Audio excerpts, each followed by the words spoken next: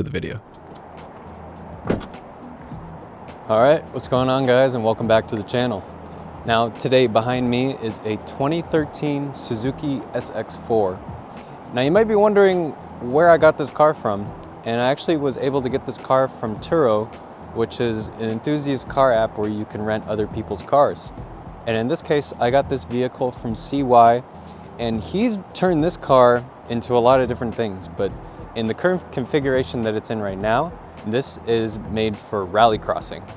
And this is, I would say, one of Suzuki's best kept secrets in terms of an all-wheel drive crossover platform that you can really get on a budget. And I was just so curious to see what this was like to drive, so I rented it out for the day. And luckily it's a beautiful day here in the Pacific Northwest, and I'm out on some forest roads, and I just wanted to take an opportunity to take it for a spin and see what it's like to drive on some loose gravel and taking over bumps and stuff and see how it performs. So in this video today, we'll go over the exterior, the interior, as well as the driving experience, and I'll give you my overall thoughts on what it's like to drive this car. So one of the first things that you're going to notice when you approach this car is the front end and how much more aggressive it looks with the front bumper completely cut off. And typically there's a skid plate underneath as well, protecting the engine and the oil pan. But in this case, since we're not going to be doing any hardcore rallycrossing today, CY actually kept that off.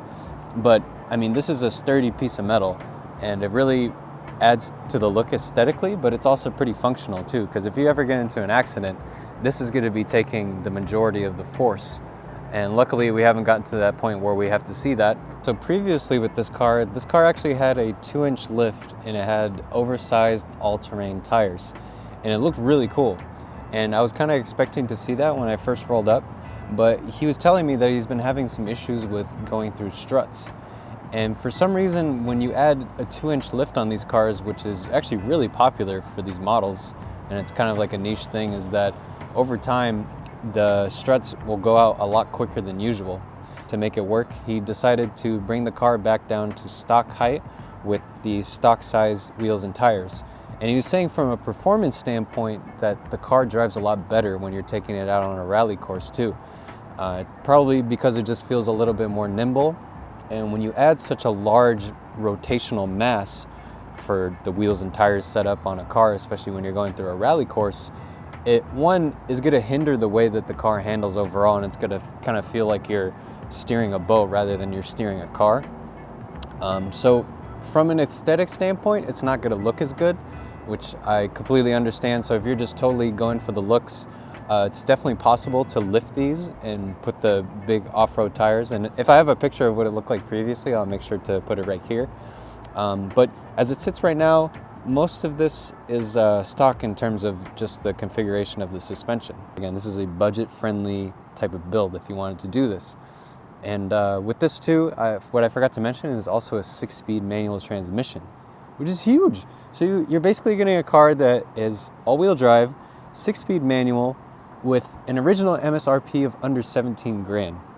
So I mean, you take a depreciation and the fact that almost nobody even knows what this car is, I'm willing to bet you could find one of these for pennies on the dollar.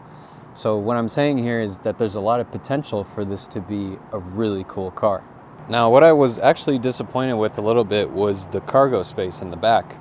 Now, as this is technically a 5-door hatchback, or a crossover if you will, you would expect there to be a lot of room so that you could put a lot of things in the back. But when you open this up, you quickly learn that, I think due to the stubbiness of the wheelbase, that there's not actually that much room back here unless you were to stack a lot of things on top of each other. And the only way that you would be able to really utilize the actual space of this car is obviously to fold down the seats, and then that's when this starts to feel more practical. But just being a wagon guy and being around so many different wagons and seeing different variations of this feels a lot more petite than other cars that I've seen, where not to say that it's not roomy, just something to consider if you're ever going to get in the market for this and wanted to use it as like a daily driver and you had more than 2 people that you needed to haul around. But not an absolute deal breaker, but just something worth mentioning. So with that being said, let's take it on the road. And as you might expect when getting into a Suzuki, you have to change your expectations of what you're going to expect when you're hopping into this car. Because I feel like for somebody that comes from a luxurious driving experience, or even just a step up from anything that's not a Suzuki, you're going to come in here and you might be a little shocked. The interior quality, honestly, the panel gaps and stuff are fine. But it's just the overall feel of everything feels extremely cheap. Just going to be frank about it. And everything here is basically made to be functional. I mean, there's not even a middle trim piece here in the middle. It's gone so that he was able to fish a Bluetooth mic as well as a way to play music, which I mean is pretty innovative. It's an easy way to kind of not have to do any sort of cable management on the back and just to make it work.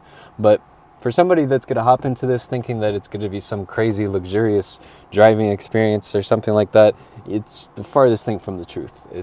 You have to have the expectations that this is a Suzuki. This is made on a budget friendly. So when you hop in this, you have to expect that. Now, I'm even surprised that it has power windows, if I'm being honest. I was kind of waiting for it to have the little rolly up and down like I used to have it when I was a kid. And a scary thought there too is that there's going to be a day where kids don't even know about that, just like rolling up windows manually, which is kind of a scary thought as I go through my old man phase and my old man thoughts. The driving position is kind of interesting. I kind of feel like I'm sitting on top of the car rather than in the car. It's very high up. And with the lack of features in terms of the steering wheel, I mean, I don't even get cruise control in this thing. And you don't even get to adjust the steering wheel, so it's fixed. And for anybody that's not really into cars, that's not a big deal. But when you get into this, you're sitting on top of the car, and then you have the steering wheel pointing up.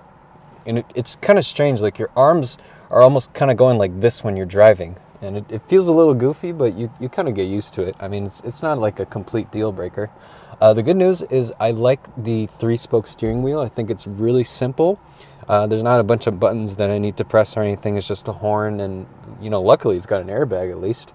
The 9-3 grip feels pretty good.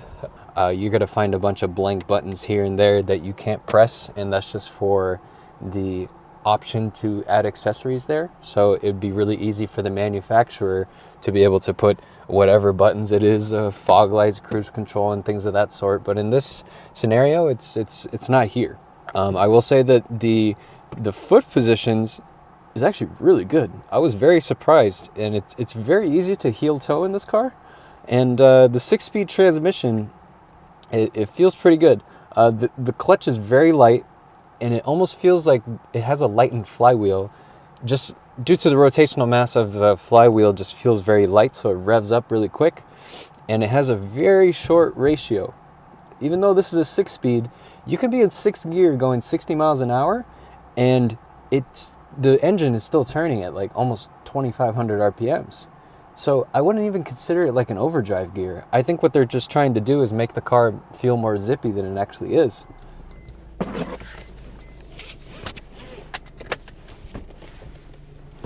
And you have to remember too that this is kind of like a VW manual transmission where there's like a lockout.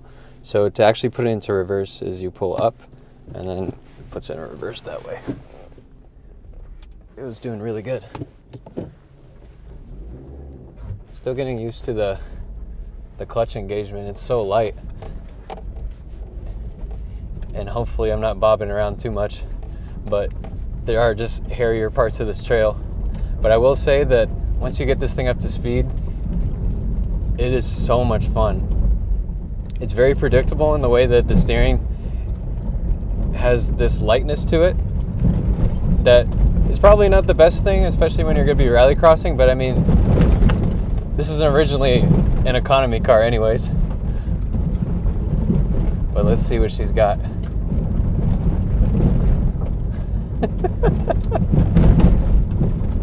It really takes the bumps well. Like, these are some serious potholes, and we're not messing around here. This is a forest road.